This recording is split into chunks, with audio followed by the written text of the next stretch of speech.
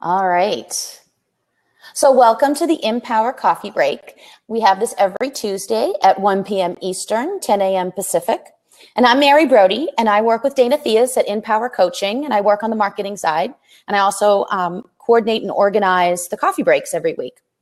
Unfortunately, Dana won't be joining us today. However, I'll be interviewing our guest, Andria Corso. In case you are new to InPower Coaching and InPower Coffee Breaks, we cover women's workplace issues, emotional intelligence at work and corporate culture, and basically how to survive and thrive in the workplace. And today's focus, which is very exciting, is we're going to be discussing Andria's new book, Fear to Flow. So Andria is an award-winning executive leadership, career, and personal development coach with 18 years experience working with clients to develop leadership skills, advance their careers, and create talent strategies that drive business results. She has worked with hundreds of senior leaders within mid-size and Fortune 500 companies and government agencies, and is an expert in executive coaching, career development, leadership development, and career transition coaching. And so InPower Coaching has a special offer with Andria's book. You can get our course that is the start to living the life you want, emotional to triggering. And we're combining that with Andria's book, Fear to Flow, for $34 on our site. And I'm going to include the link in the conversation right now, so I do not forget. So if you go there, you can see the special offer. And some notes before we get started, go through the logistics. We're going to do a quick interview with Andria so you get to know her and know a bit more about her book and what we're discussing today. And then we're going to open it up for discussion and hope you'll come online, either video or through the chat window, to ask questions and offer your own opinions. And if you want to join the call, there's that call-in button, and I'll check you in as things are moving, and it's a good time to participate in the conversation. So welcome, Andria. Thank you. I'm glad to be here. Wonderful. So tell us about your book. Okay. Give us an overview. Sure. Yeah. I'd love to. So the book is called Fear to Flow, and the subtitle is How to Give Up Your Struggle and Allow Life to Unfold Perfectly.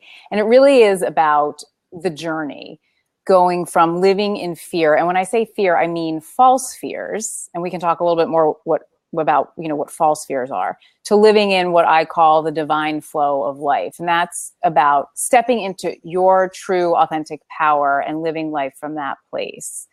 And the book is my story about how I did that, my journey over the past few years. And it's also a guide. So it's very much a how to do it. If you find yourself experiencing any of the things that I experience, that I see many people around me experience, it's how to overcome, move through fear so you get to this place of stepping into your true authentic power, what I call the divine flow.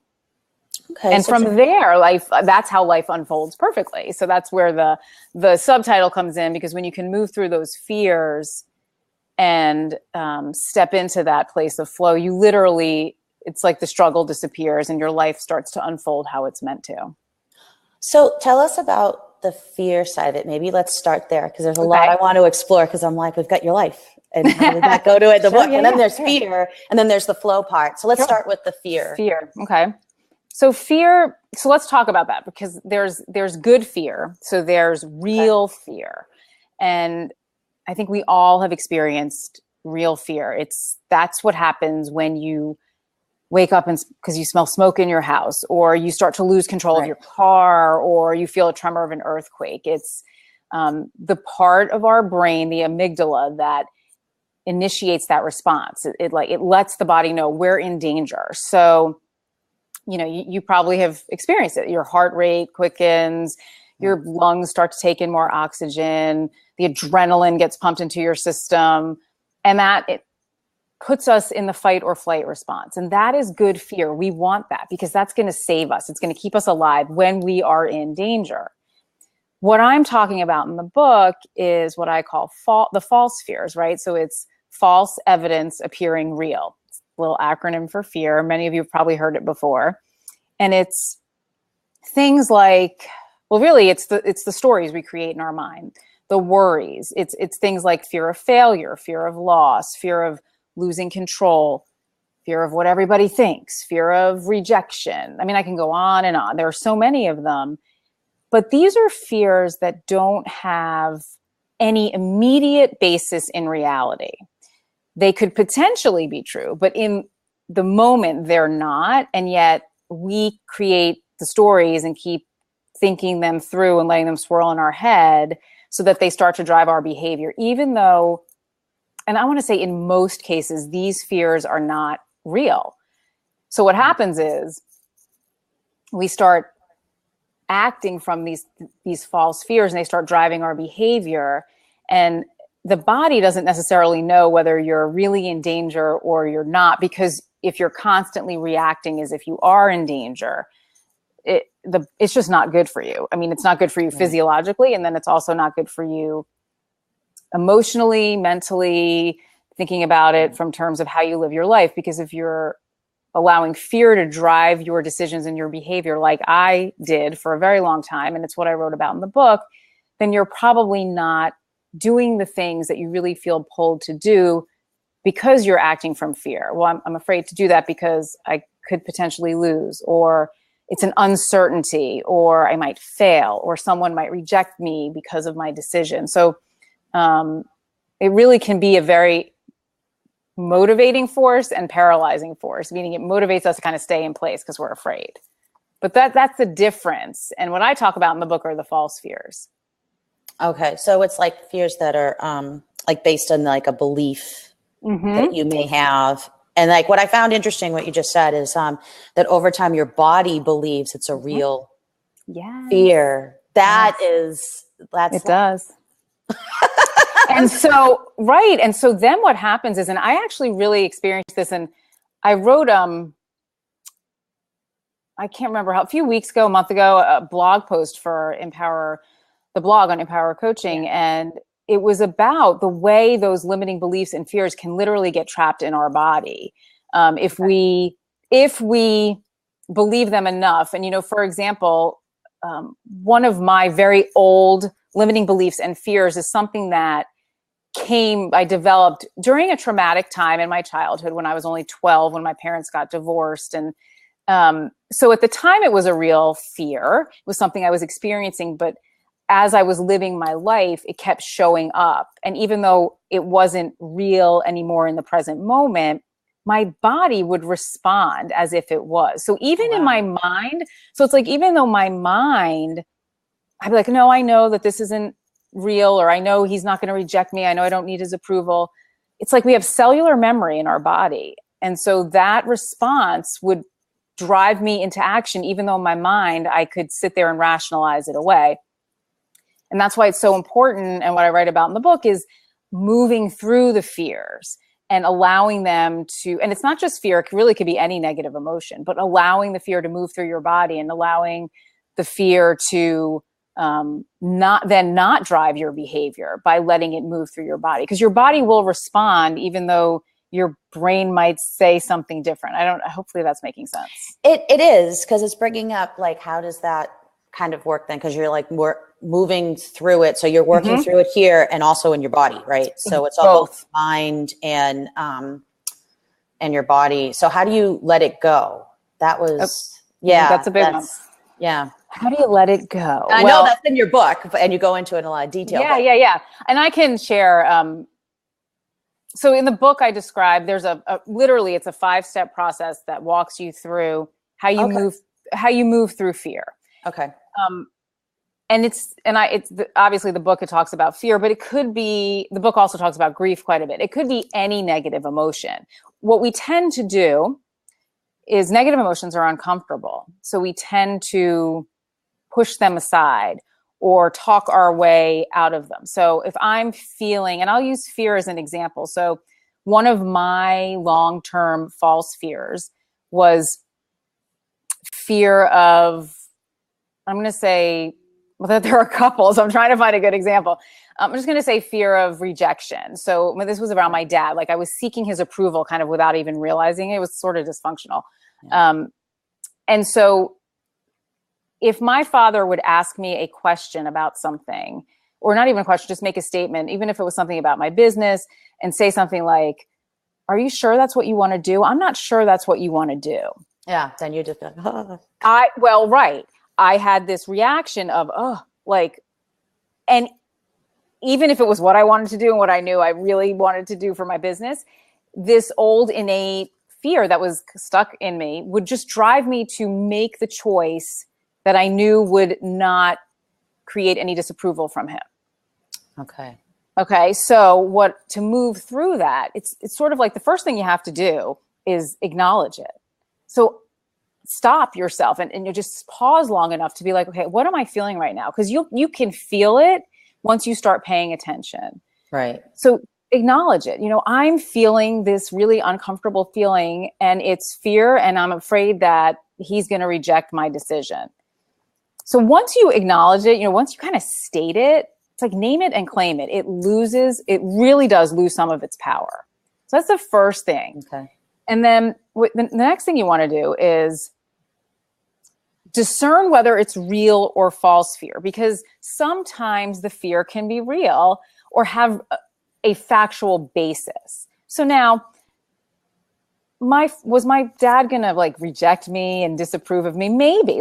Yeah, he might have. He never did. And he would have, he passed away now. So he would be, I think, surprised about some of the things that I've realized and experienced since his passing and in writing the book. But if you feel like the fear has some basis in reality, then go there, explore it. Okay, so what would I do?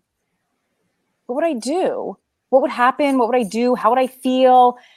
Get that all out. And you can either do it on paper, you can think it through in your head, but really, so if my father rejected me, and it can be anything, if my husband, if my wife, if my family rejects me because I'm choosing to make this decision.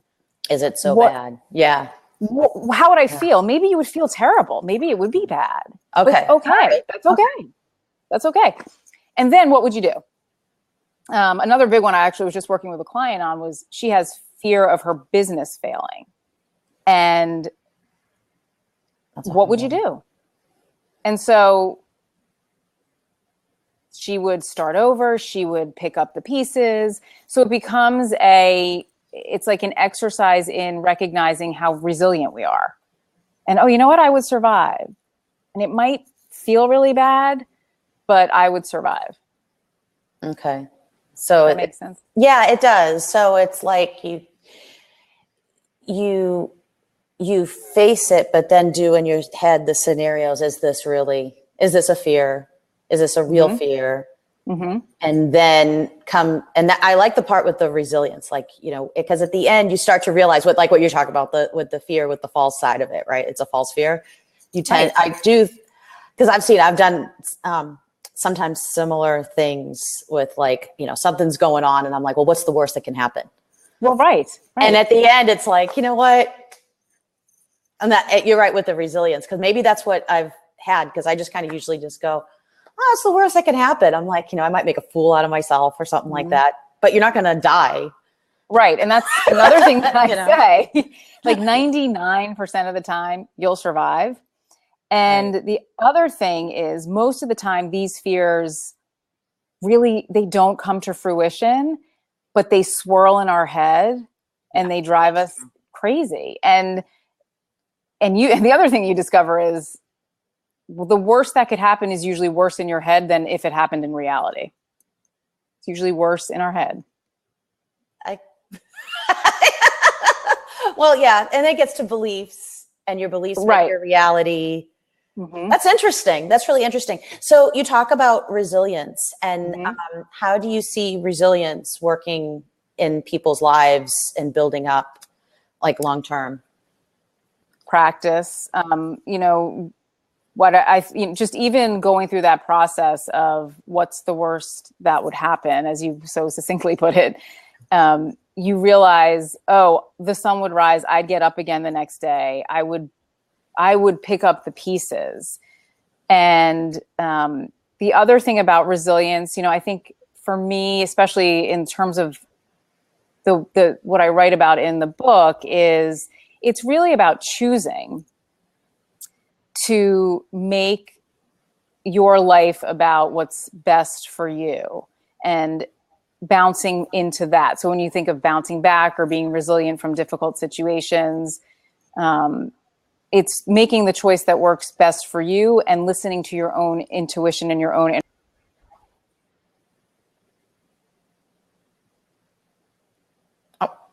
inner guidance. Andrea, are you there? And oh, there you are. Yeah. Sorry. We went away for a second. I got the inner guidance, but then you went blank.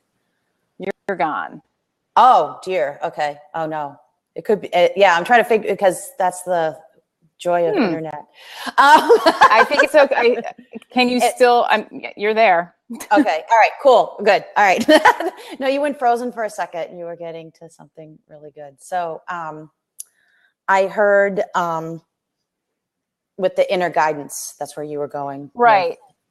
Yeah. So if you rely on your inner guidance and listen to your intuition, that's going to pull you into your resilient place, your bouncing back place, and making the choice to not allow fear to drive the decision and the behavior. So it's in every day we make those choices. Am I going to allow fear to drive me, or am I going to, act from faith or freedom? And that's the flow part. That's the choice to work through the fear.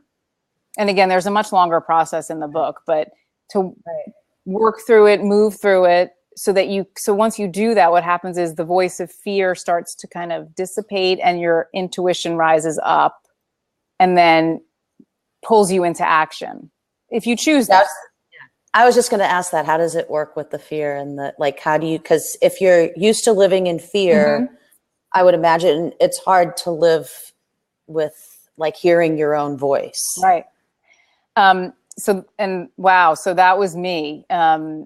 And then how do you discern what's yeah, which voice is which? Which voice is which? And I can tell you my experience is the voice of fear, and we know what it feels like, right? It feels like fear. It doesn't feel like peace, or what I say is the voice of your inner self, your intuition, has the foundation of peace and freedom. And in the moment, the choice might not feel that way, might feel like, well, this isn't going to be very easy to do. And that's not what it's about. But it's at the foundation. Are you feeling a sense of peace and freedom? Versus fear is the judgmental, fear-based voice that says, well, this might happen and that might happen, and you better watch out for this. And, there's something bad around the next turn, when that doesn't feel like peace or freedom at all. But I will also say it takes practice. I mean, you have to kind of, again, take the time to move through the fear, recognize it. Hey, I'm making this decision because I'm afraid that, my business might fail, when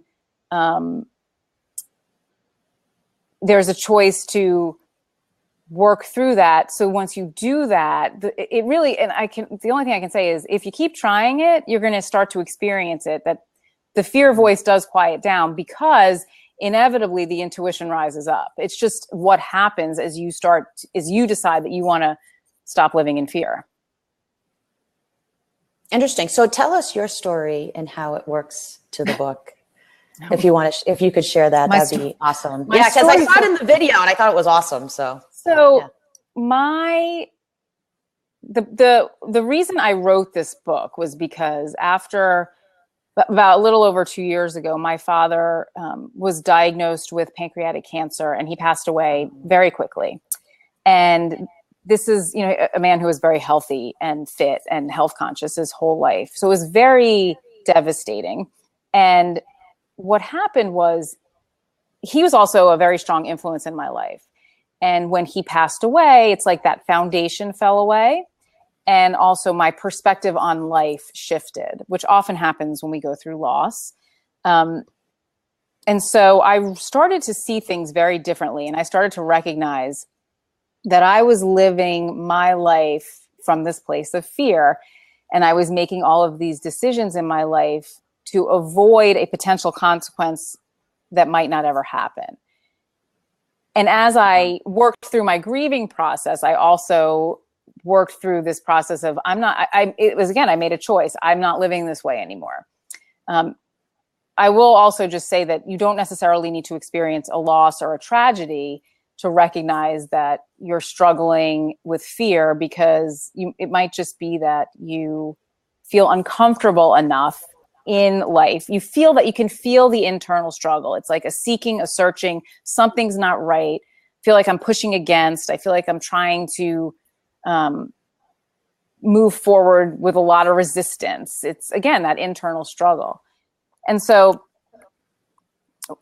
what I recognized was I had given up a lot of my own power and my own desire for how I wanted to live my life for my dad's approval. And again, from things that happened, 30 years ago that I had thought were resolved, but they weren't. They were still driving my behavior. And that's when I decided I was going to write the book. And it's interesting, you make a decision to write a book about going from fear to flow, and suddenly everybody around you seems to be experiencing the same thing. I started to see my clients and my colleagues and my friends all struggling with these same issues. And I thought, what a great opportunity to share my journey and my story and my process and how it works and how it continues to work. It doesn't mean that you're going to read my book and do the process and you're never going to be fearful again, because that's not true. But at least you'll know how to manage it and work through it and get yourself to a place where you're not allowing the fear to drive you and your life. Yeah, that's awesome. That's a great story. Because I think the thing that I find so interesting about it is how when you're afraid of how other people will see you, and how you're letting them define you. Yes. And you don't realize those fears until you have to work through them. Because I've had fears like that too. Yeah. I mean, don't we all? Well, what is everybody going to think? That's a big one, right? What's everybody going to think? Yeah. And I always say, well, who's everybody? So I ask myself that, like, who's everybody? Is everybody really thinking about me? No. That's true. Everybody's worried about their own little world, their own microcosm. And then you're like, oh, you had that? Oh, I'm sorry. Right. So true. So true. Very true. Yeah. Very neat. And so with the definition, and then you get to, so you have, all right. So I'm making sure I'm understanding like with your process. Cause I think it's great. Cause I know some people think that I'm just fearless, cause I sometimes equate myself to being like a lemming and just go jumping off the cliff. But to get to that point, a lot of work. Right. And so it's like, I'm hearing what you're saying and I'm going through my head, like with confronting the fear. And I still have fears of like, what will other people think? Mm-hmm. Mm-hmm. Even sometimes with Facebook posts, won't put certain things up because, what are people going to think about me and my craziness? And it's hard because then you don't. And then and it's minor sometimes, right? But you do have these fears. They stop you, they change you. They stop you. And then you redefine you, and you don't get to move forward. The part that I'm finding really fascinating is the flow part. Mm-hmm. And letting, when things, it's like when the stars align, like, and they tend to go in that positive direction. Mm-hmm. When did you start to notice that this was happening, that you were working through your fears? Like, what were some key moments? The feeling. So it's more of a feeling. It is more of a feeling. Again, the struggle starts to disappear. So the more I recognized flow, I realized, okay, I've been moving through the fear. I've been processing the fear. I've been choosing consciously to acknowledge it, move through it, and not let it drive my behavior. And then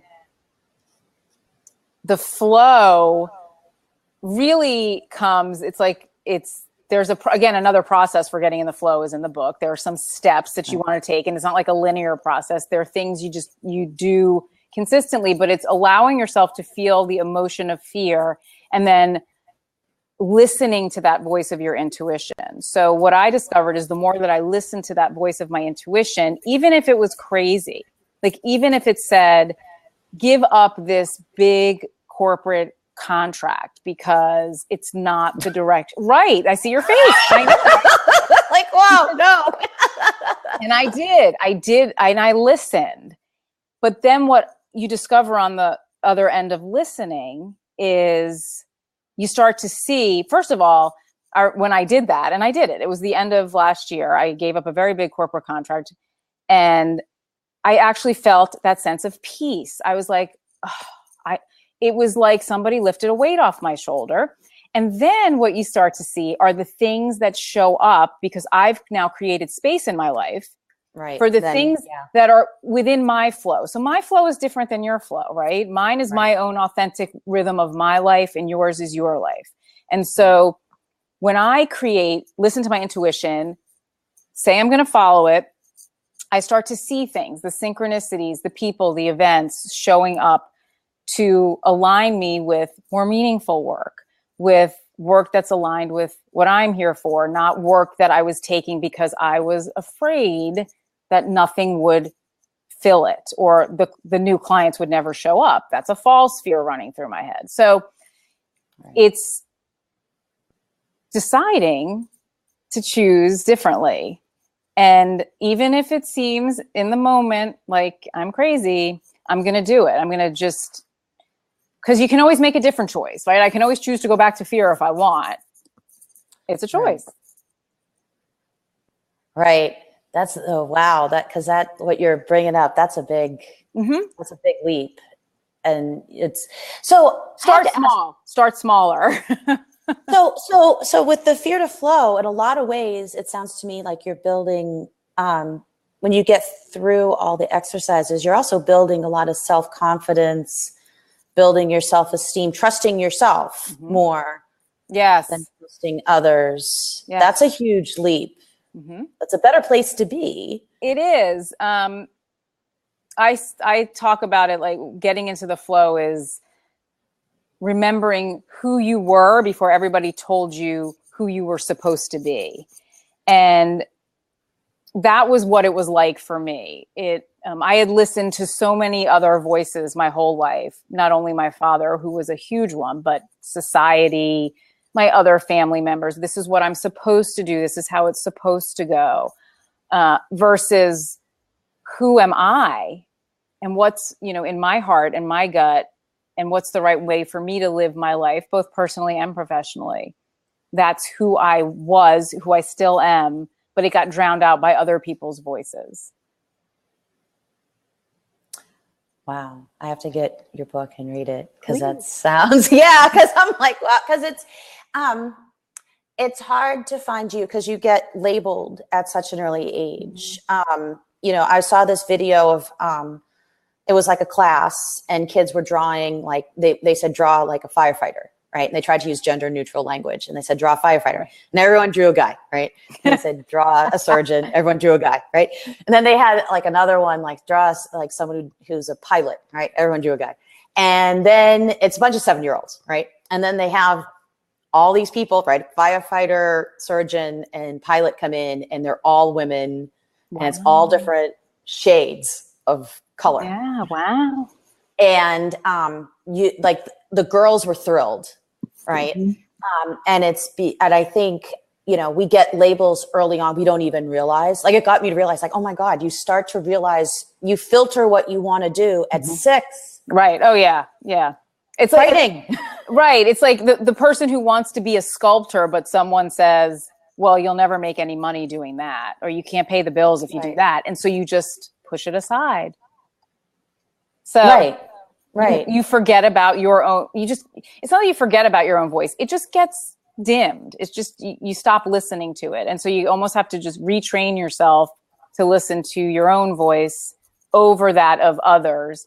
And the other thing I will say is false fear is something that we are not born with. We are not born afraid of failing or losing control or loss. We learn that. So that's the other thing about the voice of false fear is it's other people's voices that we just have picked up, and you can just turn on the TV and pick it up. But the fact of the matter is it does drown out our own intuitive voice. And that's the voice that's going to lead you into that flow that I talk about in the book. So we're coming up on time, but I have one more question for you. Yeah. So now that you've written the book and you've gone through all of this yourself, how would you describe your life now? My life is wonderful, and I'm very fortunate. I'm blessed. I have an amazing home, family, husband, career, business. I do work that I love. And I still every day have to make a choice. Fear still can creep in, especially in situations where life gets difficult. And because life is life and things are going to show up all the time. And so in those specific situations where it might be very easy for me to retreat, I'm very aware of it and I'm very conscious of it. So my life I feel like my life is definitely, for the most part, in the flow, but it is always a choice. Awesome. Well, thank you, Andria. This was great. This was a great conversation. I look forward to getting a copy of your book. Awesome. I want to read it now. I'm like all excited. I saw it before and I was like looking at, with helping with promoting it and getting ready to talk to you. And I wish I read it before. Oh, that's okay. We can have another conversation. Yeah, we definitely want to have you back and talk more on this topic. There's so much to explore. So thank you again for stopping by. And so everyone knows we do this InPower Coffee Break every Tuesday at 1 p.m. Eastern, time zones, 1 p.m. Eastern, 10 a.m. Pacific. And you can catch us over at InPowerCoaching, InPowerCoaching.com. And you can also find a copy of Andria's book with our course, Emotional Detriggering. So thanks again, and everyone have a wonderful week. Bye. Bye.